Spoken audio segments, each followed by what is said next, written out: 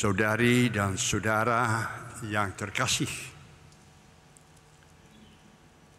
cukup sering manusia atau dunia kita ini mengalami suatu krisis. Artinya arah hidupnya tidak jelas. Dahulu kala, waktu Samuel menjadi nabi, orang-orang Yahudi menuntut bahwa mereka boleh berubah pemerintahannya dari teokrasi menjadi demokrasi, dari Allah yang menentukan arah hidup manusia menjadi suatu ketentuan oleh manusia. Mau seorang raja seperti negara-negara yang lain, mau ikut dengan perkembangan dunia. Seorang raja yang barangkali diktator, barangkali berkuasa, barangkali suka memaksa. Sudah barang tentu Samuel tidak setuju. Tapi siapakah Samuel itu? Samuel itu mendengar suaranya, tapi dia tidak tahu dari mana suaranya berasal. Sangkanya dari Eli, imam yang sudah lanjut usia. Bapa memanggil saya? Tidak. Loh, tidak. Tidur saja. Sampai 3 kali. Mereka hidup dalam suatu zaman di mana suara Tuhan tidak dikenal, tidak didengar. Hanya akhirnya sesudah 3 kali, Eli, imam yang tua, yang sudah sedikit pengalaman, dia mengatakan, coba lain kali, katakanlah, ya Tuhan, hamba-Mu mendengarkan. Allah Tuhan yang berbicara kepada kamu. Dan Samuel, terima kasih. Dia mau mendengarkan suara Tuhan. Dan terjadi ketenangan, terjadi kedamaian, terjadi kemajuan. Di mana manusia mau mendengarkan suara Tuhan dalam hidupnya, mau mengenal suara Tuhan, mau mentaati kehendak Allah, disitulah krisis akan teratasi. Terjadi kedamaian, kemajuan. Hanya sayang, barangkali kita seringkali mempunyai penyakit yang sama. Penyakit apa? Penyakitnya budak, tuli, tidak mendengar suara dari Allah. Saking sibuk dengan suara kita sendiri, saking sibuk dengan suara dari dunia, saking sibuk dengan rencana kita sendiri, tidak peka akan sabda Allah.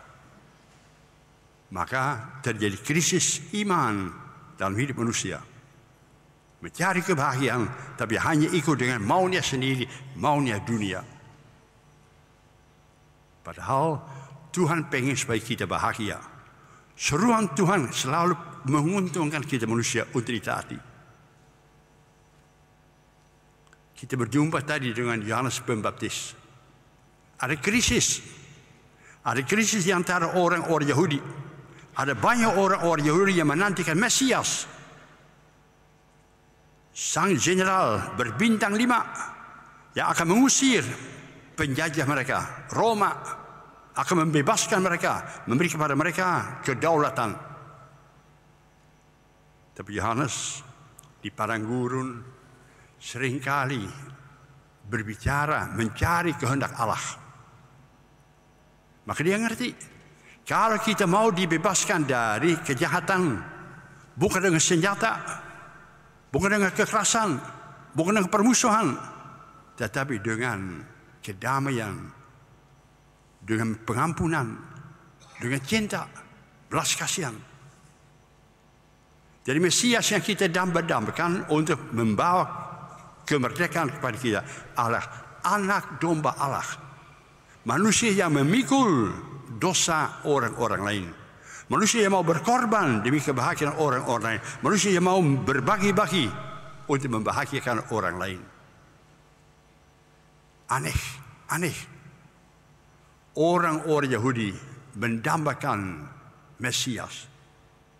Dan yang harus melihat, kok Mesias itu hadir di tengah-tengah kalian, tapi aneh kalian tidak mengenal dia.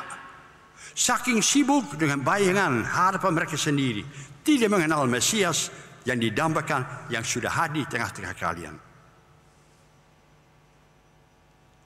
Ketika berapa hari sesudahnya Yohanes berjumpa lagi dengan Yesus, dia yang sudah memberi penjelasan kepada murid-muridnya, inilah anak domba Allah yang saya maksud. Dan untunglah beberapa murid meninggalkan Yohanes, meninggalkan guru mereka, mengikuti Yesus. Guru, di mana engkau tinggal? Kata Yesus, mari ikut sama saya. Lihat dengan baik-baik cara hidup saya. Bagaimana saya berbagi-bagi, bagaimana saya mewartakan belas kasihan kepada sesama manusia, bagaimana saya mentaati kehendak Allah. Senjata saya bukan kekerasan, bukan hukuman, melainkan belas kasihan, pengampunan. Dan murid-muridnya tinggal pada Yesus. Dan pada diri Yesus ada permulaan dunia yang baru. Dia mengajak kepada kita, cintailah satu sama lain, mengampuni satu sama lain, berhenti pada perjalanan orang-orang, berbuat baik kepada sesama manusia. Itu kehendak Allah. Nah, kalau kita mentaati kehendak Allah, mudah-mudahan dunia sedikit demi sedikit berubah. Sekarang ini kembali manusia hidup dalam krisis. Krisis bagi setiap manusia sendiri. Krisis bagi umat manusia bersama-sama. Krisis terhadap alam semesta. Kemana bumi kita ini? Kemana masa depan hidup kita ini? Dan ternyata manusia lebih suka berperang, saling membunuh, saling membenci. Kalau bukan besar-besaran dengan melemparkan bom, dengan tawuran. Kelompok demi kelompok melawan satu sama lain. Hore kalau ada yang jatuh binasa. Dan bukan hanya bumi, kita lihat juga bukan hanya manusia, kita lihat juga bumi. Kemarin banjir lumayan besar di kota Bandung. Gara-gara kita tidak peduli pada alam semesta. Biarin saja. Kumaha kewai, ya terlambat. Orang menjadi korban. Nah, kita melihat bagaimana tahun demi tahun sampai dengan hari ini hutan dirampok, dihancurkan, binatang-binatang saudara-saudara kita dibunuh. Dunia macam apakah mau kita wariskan kepada anak-anak kita?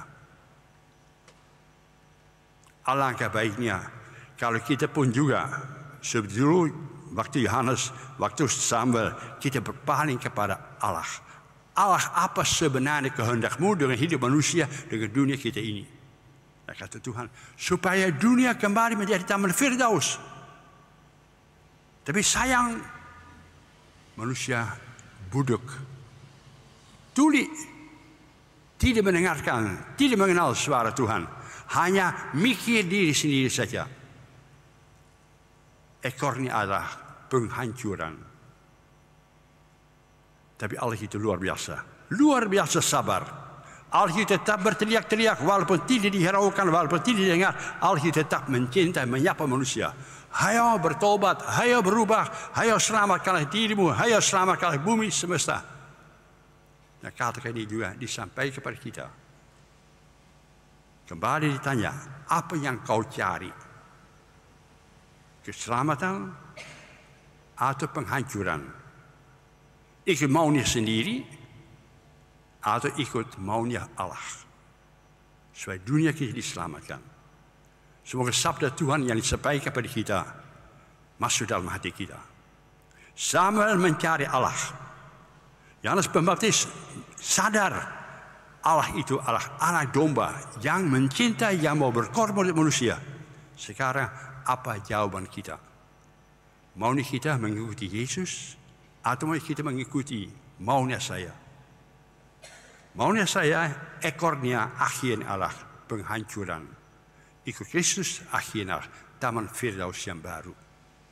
Semoga saja kita menentukan pilihan kita yang tepat sesuai dengan kehendak Tuhan.